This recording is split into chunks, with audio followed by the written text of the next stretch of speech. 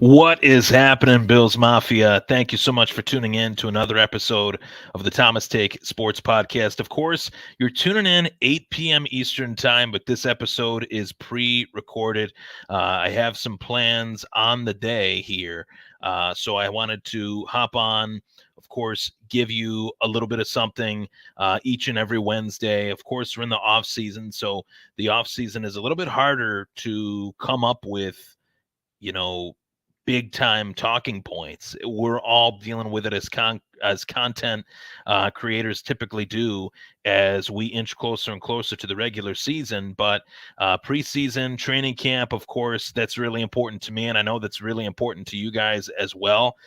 So I want to be 365 days a year, all things Buffalo Bills, providing all things coverage wise for the Bills Mafia. And that's what I've done these last, 8 years. So this season is no different. Of course, you're tuning in on the Buffalo Fan Base Podcast Network each and every Wednesday night, sponsored by 26shirts.com. Go to 26shirts.com. They brought back the Allen shirt with the buffalo shaped in the letter Allen. I really liked that shirt. I have one in my closet. I want to get another one. Actually, I think I'm going to get a new one, whether it's a gray or blue. I know they got some different designs for it. Of course, as I like to do, like to say cheers to Bills Mafia by cracking open a blue light. Of course, don't want to spill it. I know that this one was tilted, so I like to do the little, tap of the can there. And of course, cheers to Bills Mafia with my beer of choice, Labatt Blue Light. Of course, I love to mention that as well. I'd like to try a new beer every single week, but oftentimes I'm brought back to Blue Light. So, of course, whatever you're cracking open on a Wednesday night, of course, cheers to Bills Mafia. Now, 26 shirts, of course, as I mentioned, they not only have Buffalo Bills, gear, they have Bandits gear, Bison's gear, Sabres gear. I'm going to be talking about how the Sabres and the Bills have recently kind of created some synergy between the two organizations, not only just due to the fact that Terry Pegula owns both teams, but with a talking point that was definitely circulating the Buffalo sports headline. So more on that as we kind of go through this episode together here. But I want to mention as well, you can chime in and fire away your comments in the comment section and let me know what you think on some of the talking points that I discuss on this podcast. Of course, I got two talking points that are the key players for the Buffalo Bills in offensively and defensively, looking at those two key players that I think are keys to the Buffalo Bills getting to a Super Bowl this season. So, with that being said, as I mentioned, chime in, fire away your comments in the comments section below, and let me know what you think of my take on who those two players are, offensively and defensively, and also let me know who your two players are, offensively and defensively, as keys to the Buffalo Bills season. So before I get started, take a sip of the old blue light. And of course, let's get to it.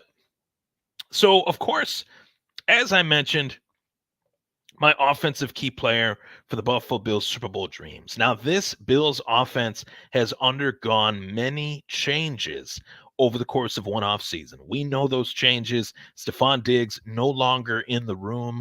Of course, there is a lot to look at there in terms of production. Where is that production going to go? With Stefon Diggs now in Houston, Bills bring in Keon Coleman.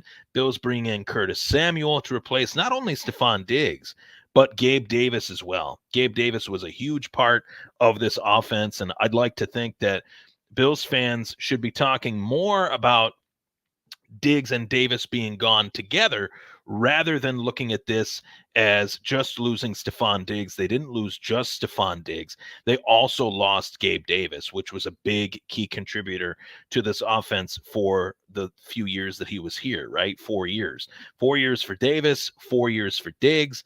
I'd like to think that they would look at those two key players as key players these last 4 seasons, winning 4 straight division titles with those two players on their roster as key contributors to their wide receiver room. But to me, with the transition that the Bills are going through offensively, it's more about what ways is this offense rather going to be different than in previous seasons, not just in name value, but structurally, game plan wise. How is this offense going to look different than it has in previous years? And to me, I think this offense has kind of been crafted this offseason in a form and fashion that lends itself to the run game. The run game is a crucial piece, I think, this season more than any other, with the additions of Ray Davis in the draft, Cedric Van Pran Granger. I praise that pick on this show and many others that I've guest spotted on, K-Gun Report being one of them. And to me, it shows that Bill's offensive line is looking like a run style offensive line with the same players coming back: Deion Dawkins, Connor McGovern. The only one not returning is Mitch Morse, where I think Cedric Van Pran Granger can fill in at center and be a great run blocking center that Mitch Morse was not as skilled in as a center in terms of better pass blocker. Yes, Mitch Morse, run blocker, not necessarily. So my key offensive player kind of goes two-prong here, and that would mean that with what I've alluded to, that James Cook and the Bills' run game is a key player, a key factor in their Super Bowl hopes. Now, depth chart-wise, you have James Cook as the RB1. You have Ray Davis, the rookie drafted out of Kentucky, mid-round draft pick, fourth, fifth-round draft pick, I believe, by the Buffalo Bills. One of the two. I don't have that in front of me, but nonetheless, 2024 rookie, 24-year-old rookie nonetheless, that you look at this player.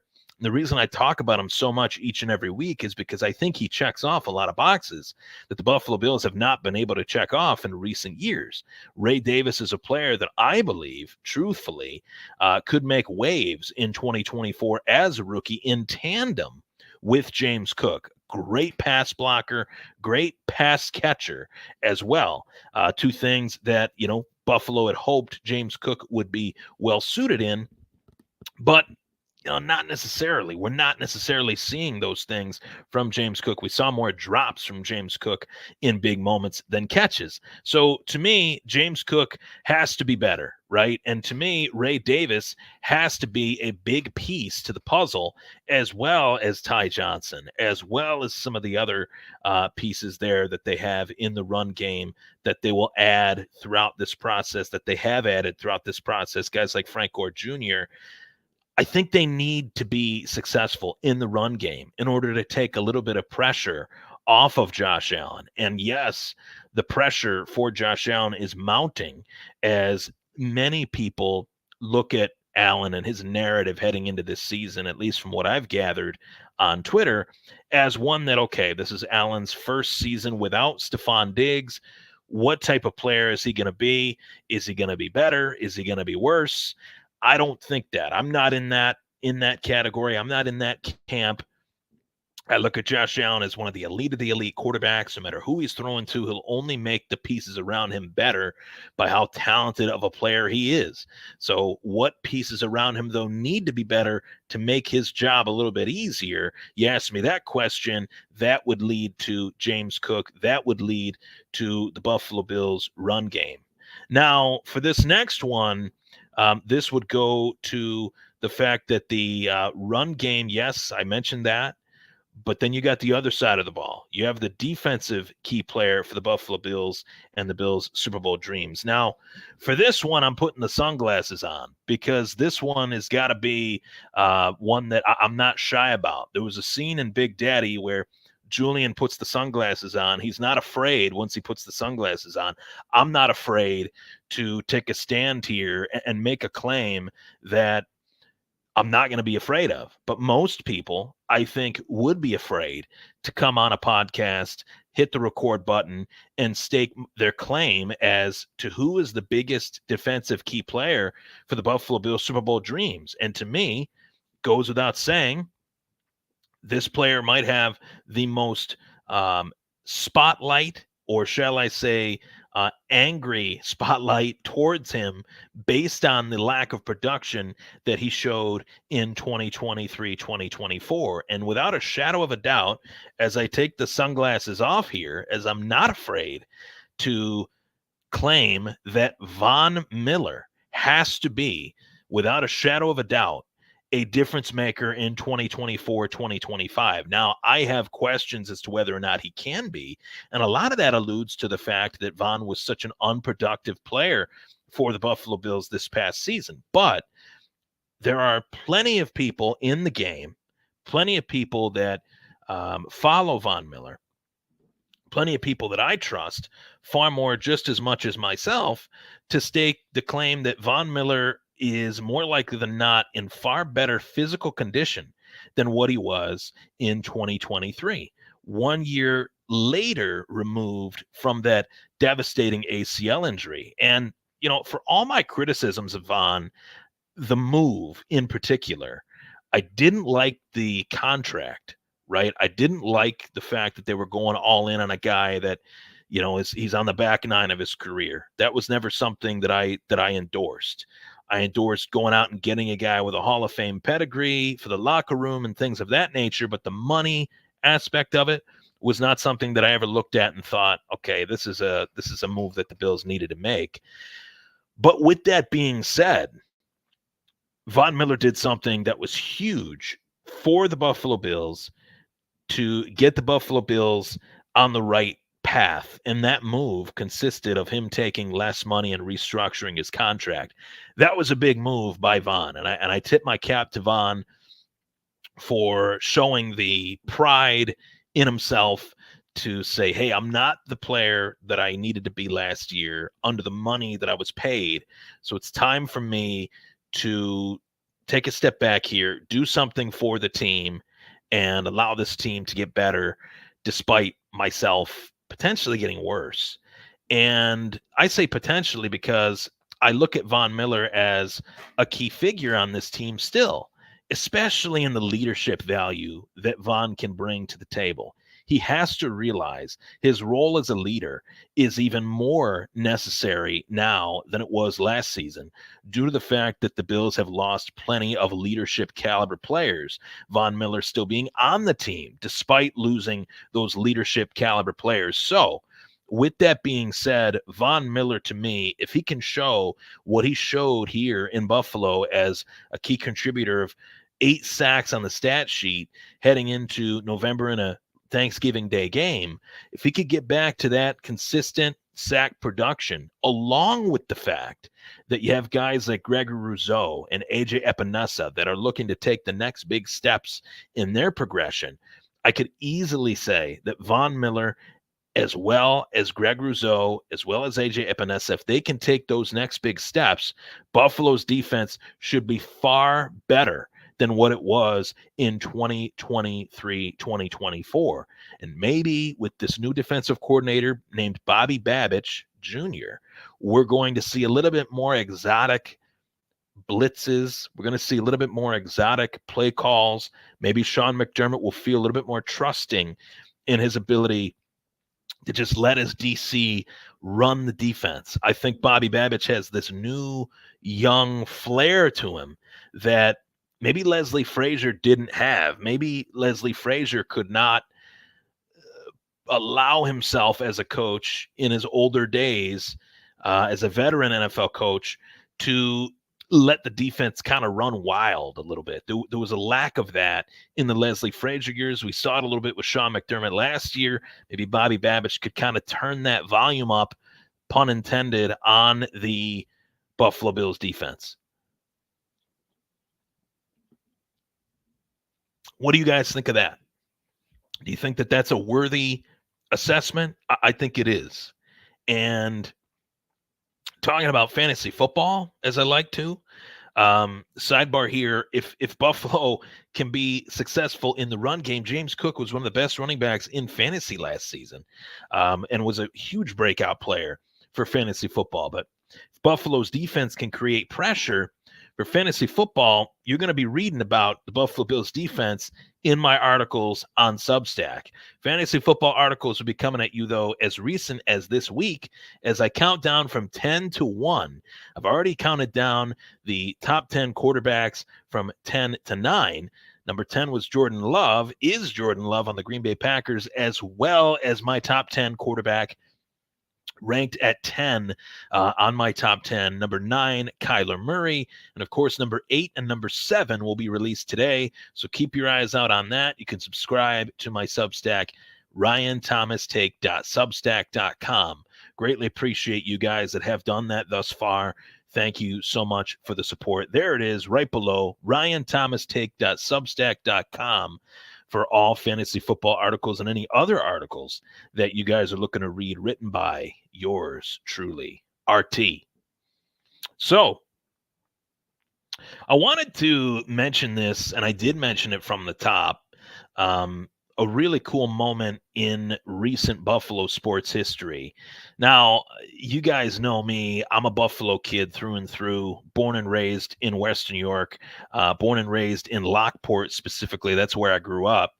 And, of course, being a big fan of the Buffalo Bills, I'd have to be a big fan of the Buffalo Sabres. Both franchises mean a ton to me. There's a reason why I consistently cheer for these teams. I grew up, born and raised here. I was born into it. My grandfather was a huge Buffalo Bills and Buffalo Sabres fan, and trying not to get choked up on the podcast, but today represents a day that was a really tough day for me, and has been a tough day for me every year since.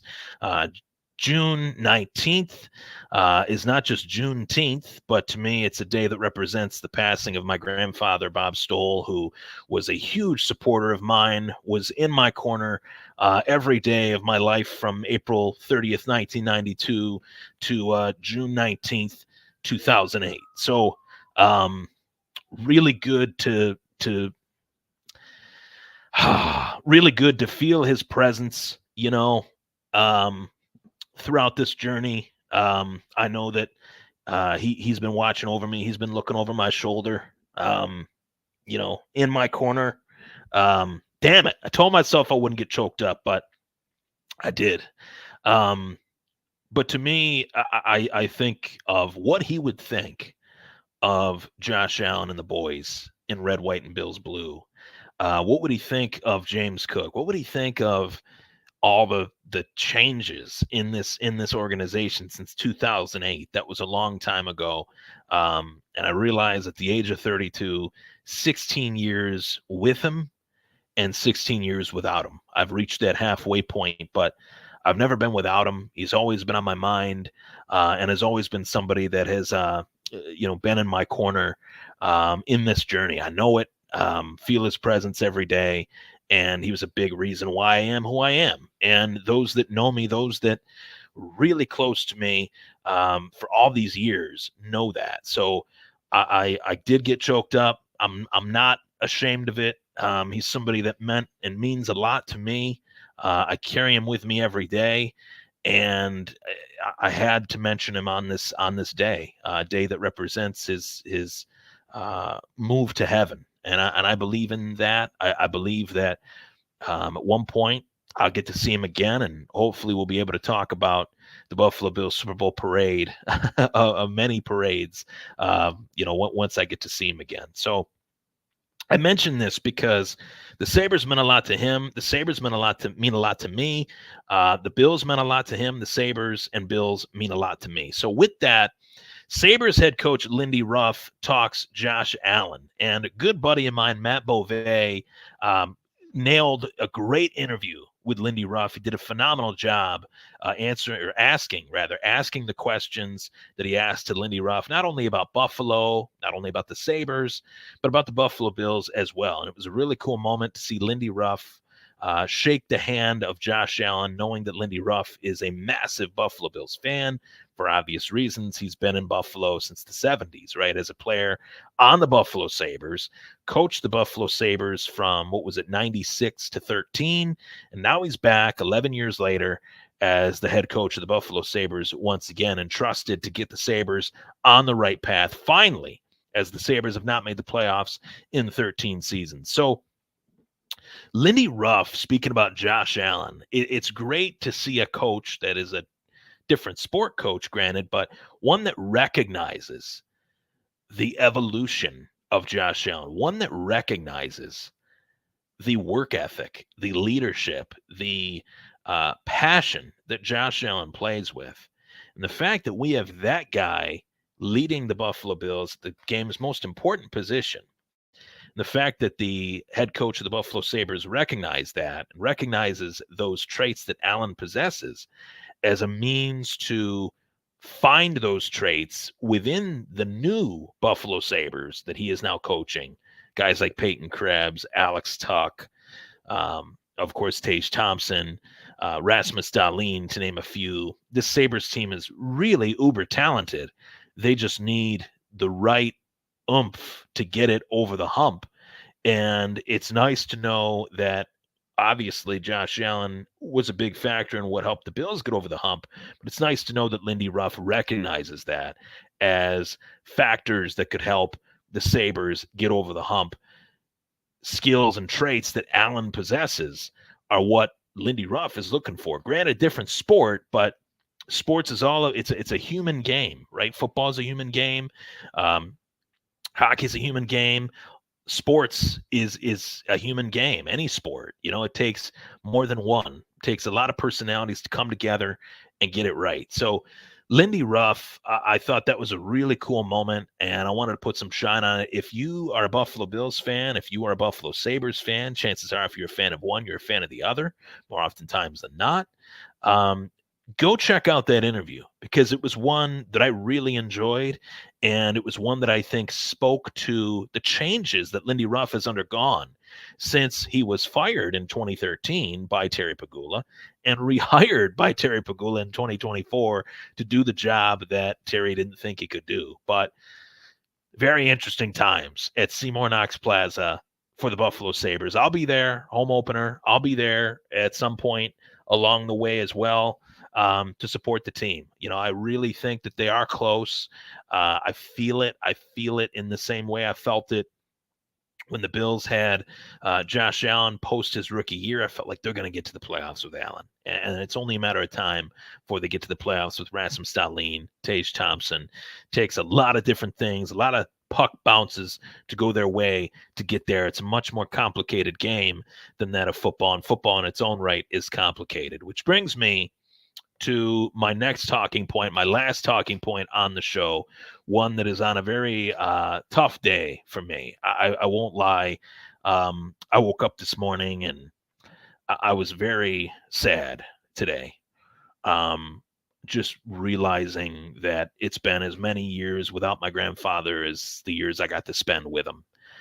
That's a crossroads moment, but one that I'm aware of, and one that brings me, pure joy. And to just provide you a little bit of a glimpse of me and my guy. This is one of my favorite pictures. Just goes back to some really great years. Obviously I was a very little kid in this photo, but I was as happy as can be, and for good reason. So I got pictures of him all throughout my apartment. My late grandmother, who passed in April of 24. It's been a year and almost 2 months since she passed.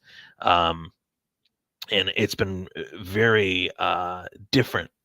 To say it's difficult, I think, would be putting it obviously or mildly. To say it's different would be pretty accurate, right? And when you have figures like that in your life, you can only be as thankful to know that those were presences that you were gifted, right? Presence has a double meaning, right? So that was some beautiful stuff right there. Words of wisdom, right? I know there's been a lot of people that have tuned into this show over the years that have supported me. And I know that they've undergone changes as well. life is very beautiful, but at the same time, it can have its moments where you're going through some trials and tribulations. And to anyone that's gone through, losing somebody, my thoughts and prayers are with you guys as well. So with that, Brandon Beane speaks with Tyler Dunne, former guest, buddy of mine. I always like to say buddy of mine because I've been in this podcasting racket for the last 8 years. I've had some great supporters. Cheers to Tyler Dunne, him being one of them. And I've supported his stuff. He's supported my stuff, but it's not even really about that. It's more about my respect for him as a journalist, and my respect for his skills, my respect for what he represents and what he wants to accomplish in telling a story from a different perspective and creating content that is for every fan. There's facets of that I've kind of tried to take and kind of spin in my own way.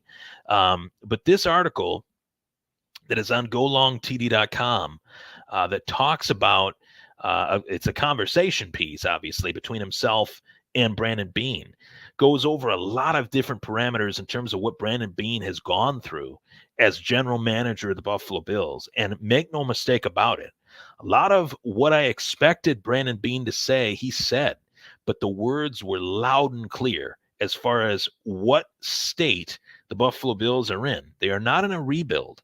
They are not in a revamp. They're in a transitioning from certain players to new players, and finding out who they are within that transition is going to take time. And that time is coming.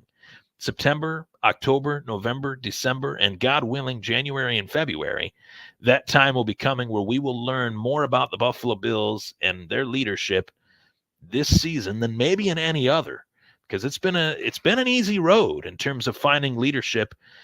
We've been gifted quite a lot these last few years with Jordan Poyer and Micah Hyde and Mitch Morse and Diggs as well. For all the criticisms that people say about Stephon Diggs, and some of them are understood and some of them are heard, and you could say what you want, though. 4 years of greatness, 4 years of leading the way at the wide receiver position. That's not just something that you just snap your fingers and replace. So check out the article, golongtd.com. Brandon Beane speaks with Tyler Dunne. Tyler Dunne put out a in-depth piece on Sean McDermott last season. Broke some stories, and those stories, of course, when anyone is in the position to break them, it will ruffle some feathers. It will surprise some. It might not surprise everybody. And a lot of people had wondered, whether Tyler would be able to get these stories like this with top flight names like Brandon Beane. Just goes to show you that Tyler Dunne is a very well-respected guy and is a very good guy. So I'm really happy for him that he was able to put this together for the Bills Mafia, for NFL fans. Go check it out. I love giving shine to others, and I hope that he sees this. I'm going to send this to him as a token of not only my gratitude of our friendship, but token of respect towards the career that he is pursued and towards the path, I should say, that he has forged. So with that, I greatly appreciate you guys tuning in to this episode of the Thomas Take Sports Podcast. Of course, I'm Ryan Thomas. Thank you so much for tuning in. I'll see you next week, 8 p.m. live.